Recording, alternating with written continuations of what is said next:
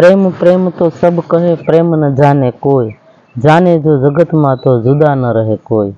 હવે પ્રેમ એટલે શું? પ્રેમ કરવા લાયક કોણ છે?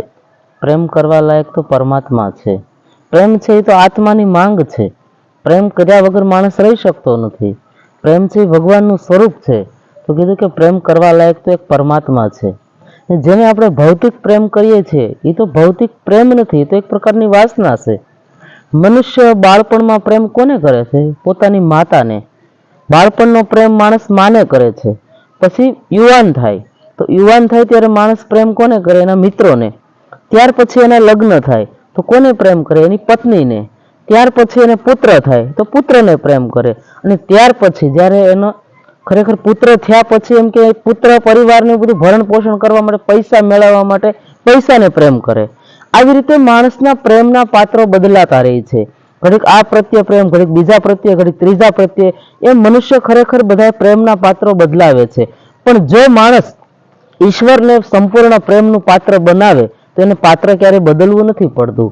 પણ આપણે જેને પ્રેમ કર્યા છે એ તો ખરેખર ભૌતિક પ્રેમ જે છે એને પ્રેમ કહીએ છીએ, પણ એ પ્રેમ નથી, એ વાસના છે. વાસના એટલે કે મોહ છે. જેને આપણે મોહ કહીએ છીએ એને ખરેખર આપણે પ્રેમનું રૂપ આપી દીધું, પણ હકીકતમાં વાસના છે. અને વાસના એટલે મોહ. મોહ એટલે શું? કે મોહ તો હંમેશા મારક હોય છે, પણ પ્રેમ તારક છે. મોહ ખરેખર માણસના જીવનમાં મારક છે પણ તારક નથી, પણ પ્રેમ તો તારક છે. પછી કીધું કે પ્રેમ છે, મોહ છે એ નિંદનીય છે, પણ પ્રેમ છે એ તો વંદનીય છે. પછી મોહ છે તે ખરેખર નાશવંત છે, પણ પ્રેમ તો શાશ્વત છે. મોહમાં વાસના હોય પણ પ્રેમમાં ઉપાસના હોય. એટલે પ્રેમ વસ્તુ તો આખી અલૌકિક છે કે જે પરમાત્મા છે પ્રેમ કરવા લાયક આ જગતની અંદર. જેમ કે મીરાબાઈએ પ્રેમ કર્યો કે મેરે તો ગિરધર ગોપાલ દૂસરા ના કોઈ.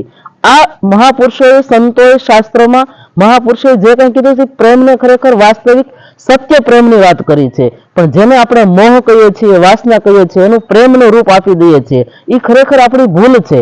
પણ પ્રેમ કરવા લાયક તો એક પરમાત્મા છે. બાકી જગતમાં પ્રેમ કરવા લાયક બીજું પાત્ર નથી. એ તો બધા નાશવંત છે, એ તો બધું ફર્યા કરે, ક્ષણિક છે, ક્ષણ જેવી છે, પણ ચિરંજીવી નથી. ચિરંજીવી કાયમિક માટે ટકે એવો પ્રેમ તો પરમાત્માને જ છે.